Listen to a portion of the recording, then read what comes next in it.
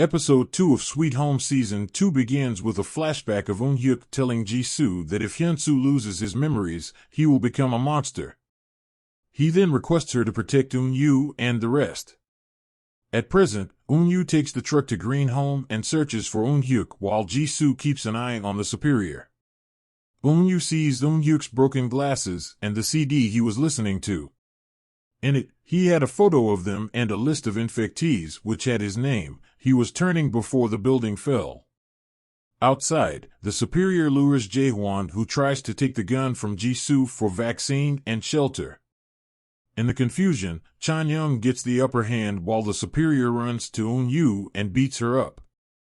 Chan-young stops him but is ordered to tie everyone and leave them. They all suddenly notice a dead platoon and realize a monster is around. Ms. M shows up and seems to have come out of a cocoon. The superior runs her over and tries to burn her, but the headless Season 1 elf monster shows up and kills him.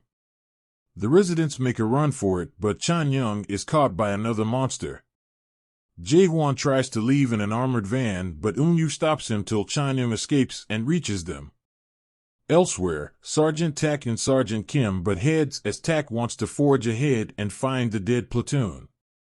He finally gives in and lets the UDT and wounded men go to base with Kim while his men collect all the fallen men's tags.